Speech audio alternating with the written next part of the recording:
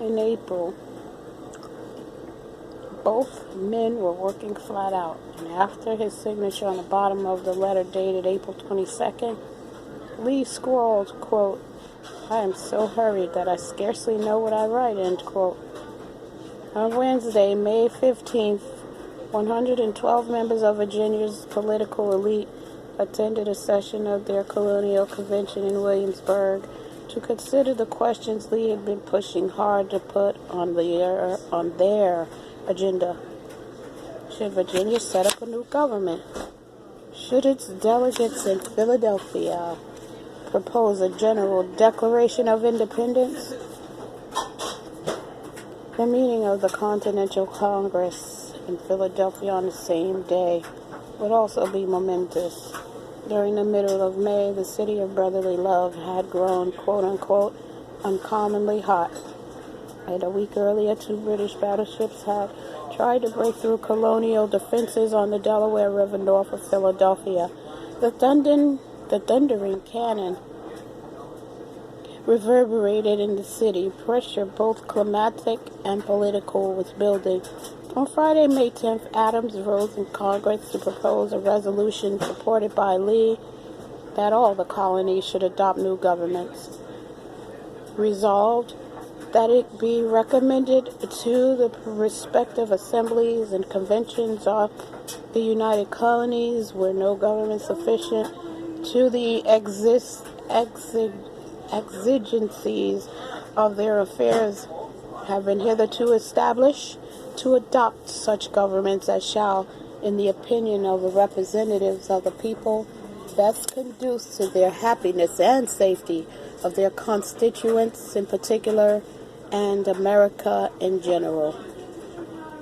As Adams wrote to his wife that weekend, he was someone who liked to, quote-unquote, storm and thunder, end quote. Congress passed his resolution. Then Congress asked Adams to draft a preamble to explain it. This time he, not Jefferson, was to be Congress's draftsman. The Virginian had not yet returned to Philadelphia.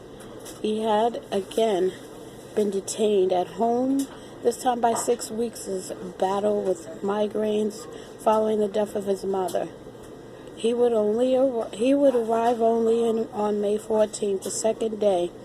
3 days of strenuous and draining debate over Adams's preamble.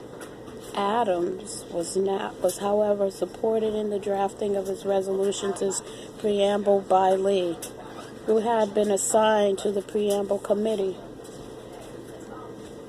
Once again, Lee worked in support of Adams's writerly efforts. Those efforts led to something radical. In his preamble, Adams at last put the two men's joint strategy on full public display. He explained his motion thus: whereas His Britannic Majesty, in conjunction with the Lords and Commons of Great Britain, has by a late act of Parliament excluded the inhabitants of these United Colonies from the protection of his crown, and whereas no answer whatsoever to the humble petitions of these colonies for redress of grievances and reconciliations with Great Britain has been or is likely to be given, but the whole force of that kingdom, aided by foreign mercenaries, is to be exerted for the destruction of the good people of these colonies.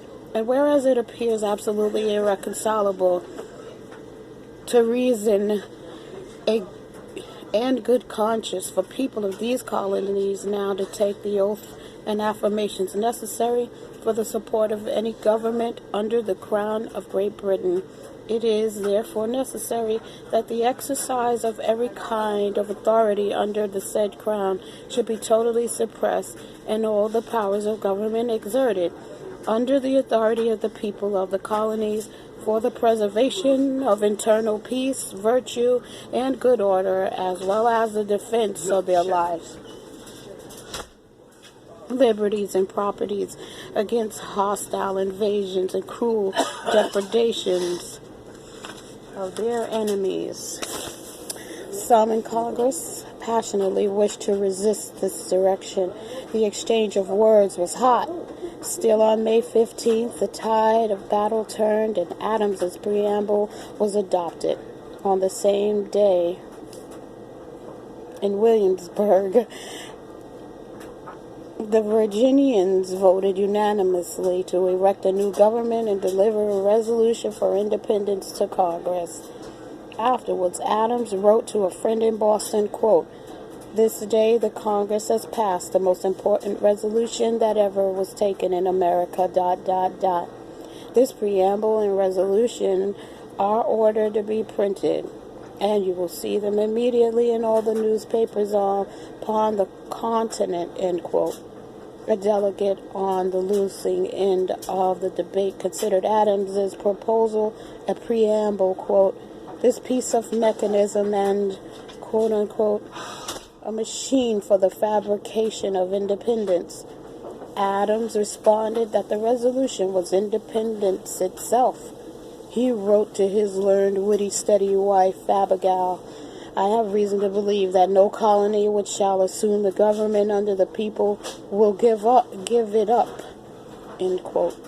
In February, when Adams and Lee seemed to have begun to set their independence, quote-unquote, strategy in motion, Adams had drafted a to-do list for measures to be pursued in Congress that spring. It included these two items, quote, government to be assumed in every colony and declaration of independency, quote unquote. With the May 15th vote, he had accomplished the first. In his mind, and he said that May 15th resolution was already, quote unquote, independent itself. Yet the formal doing of independency was still necessary. He and Lee would pull Jefferson into that work. Chapter 7, The Committee.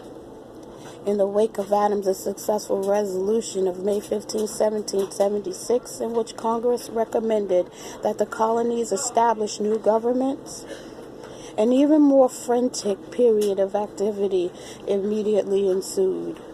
One colony after another began preparing institutional conventions to set up new political and civil administrations for themselves.